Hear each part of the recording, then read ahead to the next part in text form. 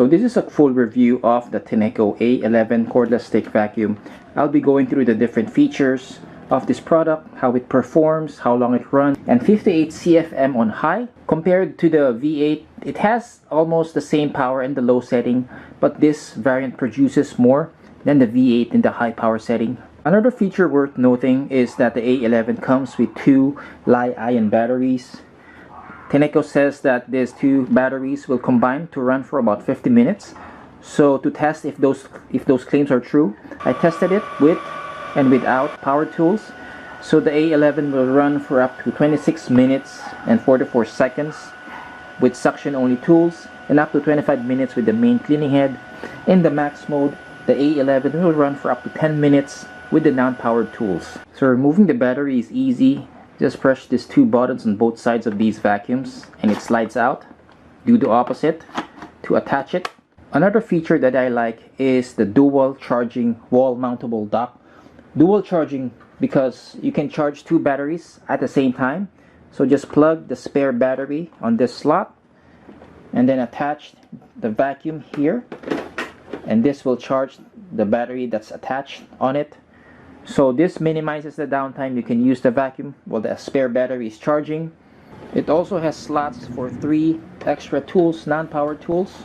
Take note that this dual charging dock is only available with the A11 Hero Plus and the Master Plus variants, while the Master only comes with a tool caddy. For more information about the attachments included in each of the A11 models, please check the links to the review below.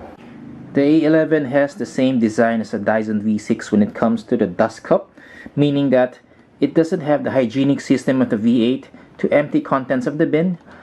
You just need to press a button in front of the bin and it releases a trap door, and it relies on gravity for dirt to go down.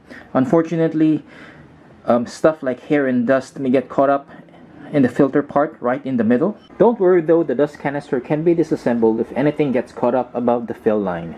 Tineco says that the A11 can hold up to 600 milliliters of dirt, which is slightly bigger than the Dyson V8 that can hold up to 0.54 liters. Now let's look at how the Tineco A11 does on cleaning tests. The overall scores were impressive with an average of in the high 90s in all of the tests. The A11 was able to pick up debris of different sizes like Quaker oats, coffee grounds, pet litter, quinoa without any issues whatsoever. If you compare it to the more expensive Pure One S12, the difference isn't that much. Even with stuff like Fruit Loops won't be an issue thanks to the soft roller brush that picked up everything in its path. The A11 also scored high marks with regards to cleaning edges and corners. One feature I like with the two main nozzles of the A11 is the row of LED headlights that help boost visibility. This feature helps a great deal at tracking dust on areas under furniture. Deep cleaning tests, the A11 scored a 97.2%, which is slightly lower than the score of the Pure One S12 that had a 99% score. Considering that the A11 Hero is easily a few $100 cheaper than the Pure One S12, the results are fairly impressive. I tried using the auto filter cleaning tool, but so far I haven't had any success cleaning the filter with it. I would stick to washing the filter for now until I figured it out. Moving the stick vacuum around obstacles won't be an issue thanks to the lightweight design and swivel steering.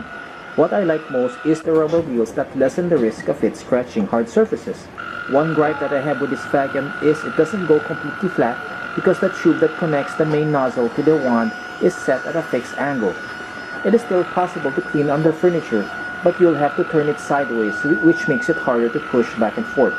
Long hair will wrap around the brush of the multitasker power brush, so you'll have to clean this part often if you live with someone who has long hair. The A11 measures 47 inches long with a cleaning path of 9.25 inches. In terms of noise, the A11 is pretty loud, producing up to 72.9 decibels at the default setting and 75.4 decibels at the highest power setting. Between the A10 and A11, I would go with the latter because it has better attachments, all of which, with the exception of the filter cleaning tool, have a quick release latch that makes it easy to attach and remove.